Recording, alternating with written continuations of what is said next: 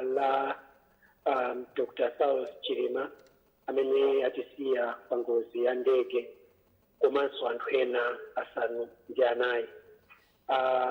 Pabwalopa panafika anthu ambiri, anthu ochuluka, koma poti mdima unali utayamba amene ndege imafika, ena amene akwanitsa kuonapo naonapo atupere muluzi anali pomwepo. Kundwani na Nkhumwa anali pamenepo, Joseph Mwanamveka naonanso kumeneko, ndi atsogoleri a zipani pafupifupi zipani zonse zimene timazidziwa dziko muno anali pa bwalo limeneli kusonyeza kukhudzika chifukwa cha imfa imene yatigwera ngati dziko. Ndiye mwambowu monga tonse takhala tikuona akuyendetsa ndi achisilikali, ni mwambo wa boma koma ukuyendetsedwa ndi asilikali. Ndiye panali maambulance osiyanasiyana amene anali amene atenga matupiwa, komano chachikulu nchona kuti thupi la mlemu Dr. Saulos Chilima alisunga ku Goodwill Funeral Home imene ili ku area 4 mu mzinda omwe uno wa Lilongwe.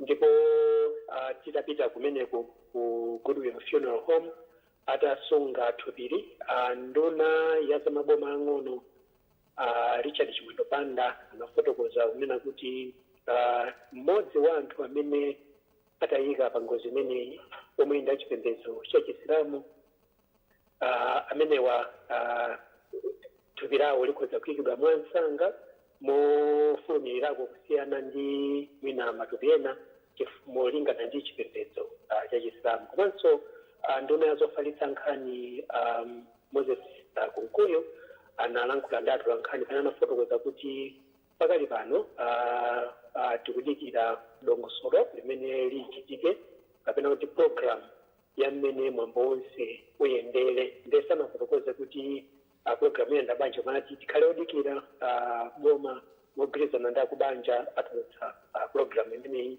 koma siwa kumene akulirira zovuta zindi kunyumba ya boma ya mtsogoleri wachiwiri wa dziko lino imene ili ku area 12. Ndiye pakale pano ndingatifotokoza motero. Ndiye kuti pano utha kutsimikiza kuti matupi onse tikanati 10 tingana kuti onse afika mu mzinda wa Lilongwe kapena pali ena amene atsalira? Matupi onse afika, koma matupi ena asungidwaso nyumba zina zosungira matupi, komano ku Goodwill Funeral Home kumene asunga thupi la malemu Dr. Saulos Chilima. Mwina chithunzithunzi wanena kuti kumeneku kunabwera anthu osiyanasiyana, atsogoleri azipani, atsogoleri amipingo, komanso anthu. Mwina kungofuna kupereka chithunzithunzi, mudi inali yotani? Mudi mwachidule limenera kuti anthu anali osweka mitima, chifukwa pamene ngakhale ndege imene isanatere koma akaona kuti ndege imene anyamula matupi ndi ili mlengalenga ikukutera, anali mfuwu waukulu kusonyeza kuti anthu onse ndi osweka mitima chifukwa cha ngozi imeneyi. Mwina ndikupatse mwayi nkutheka pali funso lina sindinakufunse chimene ungathe kufuna kuwadziwitsa anthu amene akutsatira makamaka ndi chidwi za programu imeneyi pano pakanema wa MBC, ndi zina ziti zimene mwina ungafune kugawana nawo? Chachikulu nchonena kuti pamene timachokera ku Kamuzu International Airport, njira yonse imene wochokera ku Kamuzu International Airport kudzafika town imene mwene mu Lilongwe, njira monse munasonkhana na mtindi wa anthu mbali zonse ziwiri za msewu. Soyenza kuti anthu ndi osweka mitima amafuna tamakhulupirira kuti kodi chatigwerachi chachitikadi, ndi anthu anayima mbali mwa msewu kuchokera ku Kamuzu International Airport mpaka na mwezi malo wa town, anthu osiyanasiyana amene amaona ndibiti wa maambulance amene ananyamula matupi amenewa. Soyenza kuti dziko lonse ndilokhudzidwa chifukwa cha imfa imeneyi. zikomo kwambiri nzanga McDonald. zikomo kwambiri. Kuyankhulatu ndi nzathu amene McDonald Chiwayula amene ndithu ali mu mzinda wa Lilongwe yemwe ndithu anakhamukira nawo ku bwalo la ndege la Kamuzu International kumene ndithu matopewa amafika. Gulu limeneli linatsogoleredwa ndi mtsogoleri wa dziko lino President Dr. Lazarus Chakwera pofuna kuonetsetsa ndithu kuti matopewa afika, ndipo mmene tikhale tikuwuzani kuti programu kutsogoloku ikhale yotani. Ndiye mmene nanenera moja kuti sindili ndekha mpulogalamu iyi, ndi ndi nzanga McDonald Tom. Dzikotu thambo lakuda layenda. Sindikudziwa inu ngati odziwa kusanthula pa zinthu zosiyanasiyana zimene zimachitika mdziko, mungapange analyze motani situation, mood ili bwanji mdziko muno? Ya pambira mwina tisanapite ku mood ndimafuna ndionekire kuti koda Achilima ndi ndani. Tukaona Achilima ngati mtsogoleri wa dziko lino amene anali vice president, kutanthauza kuti imfa yawo ikukhudza utsogoleri wa dziko. Pokhala imfa imene ikukhudza utsogoleri wa dziko ndikuti ndi imfa yoti ikukhudza ife tonse Amalawi. Komanso Dr. Chilima ndimafuna tawunikire ngati munthu amene anali pa banja, wasiya mkazi, wasiya ana. Ndiye kuti ife imeneyi yakhudzanso kwambiri ku banja lawo la Achilima, ngakhalenso kumene wakuchokera kwa makolo awo. Tikhoza kuwawunikiranso Achilima ngati mtsogoleri wa chipani. Ndiye kuti ku chipani tikukhetsanso misozi.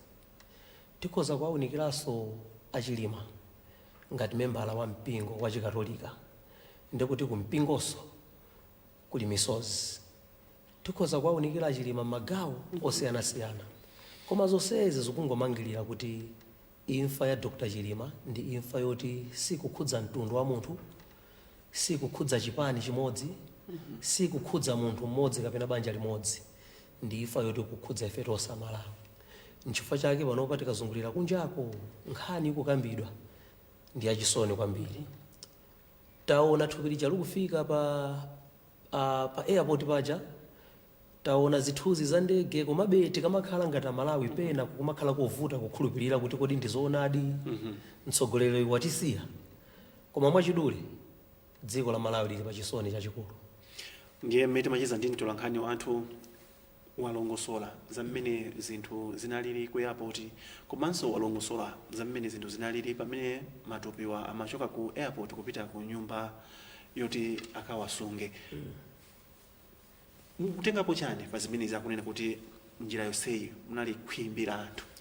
Yeah, I think zonsezi zikungopherezera magawo aja ndanena oti kodi Dr. Chilima anali ndani pamaso pathu, mdziko lathu lino anali ngati ndani. Komanso zimenezi zikungonetsa umodzi umene Amalawi timakhala nawo pamene tikudutsa mu nyengo zovuta. Ndaonako ndithu zithunzi za anthu ochuluka munsewu wakunenamo akukhetsa msozi, zimene zikutanthauza kuti ngati nzika za dziko la Malawi takhudzidwa kwambiri ndi imfa ya mtsogoleri wathu Dr. Chilima. Koma mongo kamba mwina mwachidule ngati dziko tikuyenera tilimbe mtima. Zachitika zatigwera, ngati anthu tinafunitsitsa tidakakhala nawo Achilima, koma kuthekera mwina kuti tidakatha kusintha zimenezi tilibe. Kwathu ndikulira basi ngati nzika za dziko. Taluza munthu ofunikira ku dziko la Malawi. Tili munyengo ngati imeneyi, komatu sipamalephera ena tiona kupanga zinthu zokhala ngati zosemphana, mwina kuyankhula zinthu zina zokhala ngati zosemphanabe, zinthu zina mwina zokhala ngati kufuna kubweretsa maphokoso. Pamene pachitika zinthu ngati izi sipamalephera ndithu tikumaona kale ma social media ndi zina zotero. Kodi anthu tizipange handle motani mu nyengo ngati imeneyi, makamaka pa nkhani ya zimene tiziyankhula, zimene tizilemba, komanso zinthu zosiyanasiyana zimene tingamachite mu nyengo yowawitsa ngati imeneyi? Ya mwina kuyambirira ndiyambe kuthokoza ku atolankhani athu. Ntchito imene mwagwira ndi ntchito yotamandika kwambiri kuchokera pa tsiku limene tinamva zoti ndegeja ikusowa. Nkhani ya imfa ya mtsogoleri wa dziko si nkhani imene mafunika kuichita report with emotions. Ndi nkhani yofunika ukamachita report ndithu ukhale ukudziwa bwino chimene ukutani ukuyankhula. Kumbali ya nyumba zolutsira mawu zosiyanasiyana ndikuona kuti ntchito imeneyi yagwiridwa bwino kwambiri. Ndicho linga chomwecho choti tili mu nyengo yolira maliro. komano kubwera kwa social media kudapangitsa mwina kuti aliyense azidziona ngati ndi mtolankhani, kotero kuti pakumapezeka maripoti ena osakhala bwino, maripoti ena onyoza kumene, maripoti ena ongofuna kuyambitsa maphokoso, zina kumachita kuziona kuti izi zinde ndi zachibwana. Pena timadabwa kuti kuda Malawi chikhalidwe chathu tachisiya pati, zikuoneka kuti ngati dziko tikumatayanso chikhalidwe nkumalowetsa chibwana, nkhani zachibwana mu nkhani yovuta ngati imene nkhani ya maliro. Izinso zikuchulukira kwambiri mwina ku gulu la chinyamata, osati kwa anthu akuluakulu, koma kwa chinyamata mwina kusewera ndi nkhani za imfa. Mafuna ndipemphe mwina kwa chinyamata anzanga kunja konse kumene tili, ngati tilibe chokamba mwina kudakakhala kwabwino tikhale kaye chete, tilile malirowa, tiyike mwina zachibwanazo tipange mtsogolo. Ino ndi nyengo yowawa imene tikudutsamo ngati dziko. Ineyo ngati mmodzi amene ndi nzika za dziko la Malawi sindakakonda kumaona mauthenga pa social media amene ali mauthenga ongofuna kuyambitsa mikangano, mauthenga ongofuna mwina kunyozana, mauthenga so ena mwina ongofuna ena kupanga score political mileage on the death of the vice president. Ndaona kale pamene a president amapereka press briefing yawo ija anafotokoza kuti anayimbira mafoni atsogoleri opuma a dziko lino. Zimene zikuonetsa kuti ndale tazisiya kai pambali pano patikuyenda limodzi ngati nzika za dziko la Malawi. Chitsanzo chimene aonetsa atsogoleri opuma a dziko lino mwina tiphunzirepo chinthu chachikuluso ngati nzika, tichite emulate from mmene nkhani imeneyi akuyipangira hando ngati atsogoleri athu a dziko lino. Nafenso titsatire chitsanzo chimene chabwino chofuna kumanga umodzi mu nyengo imene ndi nyengo yovuta kwambiri. Ngati anthu timasiyana mu zinthu zosiyanasiyana, timasiyana pa ndale, timasiyana pa zipembedzo, timasiyana zikhulupiriro, koma pa nthawi ya zovuta ngati zimenezi Amalawi tonse timakhala limodzi. Sikuti akakhala koyamba kuitana Amalawi kuti tikhale limodzi. Taonakonso ifa zosiyanasiyana mbuyomo, ifa za atsogoleri a dziko kumene tidaluza Professor Bingwa Mthalika, tinali limodzi mu nyengo imene ija. Ngati dziko tikakhalaso m'midzi mwathu timakhala tikuluza anthu osiyanasiyana, ena akubanja kwathu, ena ofunikira pa utsogoleri, mwina utsogoleri wa mmudzi. Ngati community pakakhala zovuta mmudzi timabwerabe pamodzi, timasiya ma differences athu onse, kusiya kuti ndife anthu osiyana pa chipani, ndife anthu osiyana pa chipembedzo, timabwera limodzi ngati Amalawi, kubwera limodzi ngati anthu amudzi umodzi, ndikulira maliro limodzi, kukhalira limodzi. Nthawi imeneyi ndi nthawi yoti tikhale limodzi ngati anthu okondana, anthu a dziko limodzi limene ndi dziko la Malawi, dziko lokhalo limene Mulungu adatipatsa ngati nzika.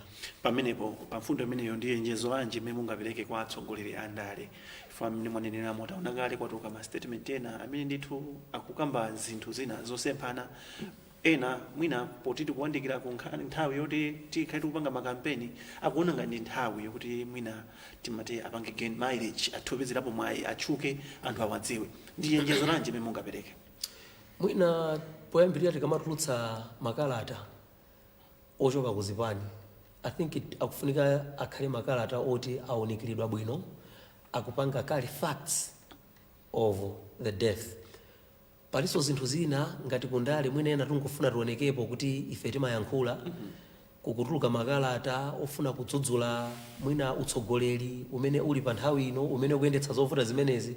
Kwa ineyo simaona kuti ino ndi nthawi yoti tiyambe kumalozana zala. Bwanji tasiye amene ali kumtundaku, amene akuyenera kuyendetsa mwambo wa zovuta zimenezi, agwire ntchito mwa ukadaulo wawo. Taonapo MDF amene akuthandizira kugwira ntchito imeneyi, taonapo Red Cross akuthandizira ntchito imeneyi, taonapo amabungwe osiyanasiyana amene ali kuchilimika kunjako kufuna kuchitapo gawo lawo kuti zovuta zimenezi tiyike m'manda. So nthawi imene ndi nthawi yoti tithandizane, tigwirane manja. Ndimaona president pamene amankhula paja amaone kuti ndi munthu woti mtima wake wasweka kwambiri, akumva ndithu china chake pakati panga chanditalikira, chinthu chimene ndali nacho pafupi tsopano sichiliso cha pafupi. Ndiye pa nthawi imene kuti tiyambenso kuchita ndale, kumalozana zala kuti atsogoleri izi atsogoleri, ndikuona ngati si nthawi yabwino kuti tichite ndale. Nthawi ya ndale imene ikubwera kutsogoloku tidzachita ndale, koma panopa tatiyeni tiyike zovuta zimenezi. Komanso ino si nthawi yoti tizitulukira nkumaonekera kuti ine ndifuna ndiyankhule ngati wachipani chakuti, ine ndifuna ndiyankhule ngati wachipani chakuti. Ndakakonda tonse tiyankhule ngati achipani chimodzi chimene chipani chake ndi dziko la Malawi. Tiyeni tigwirane manja mu nyengo yovuta imeneyi, tonse tiyankhule ngati Amalawi, tonse tiyankhulane ndi cholinga chofuna kumanga umodzi ngati dziko.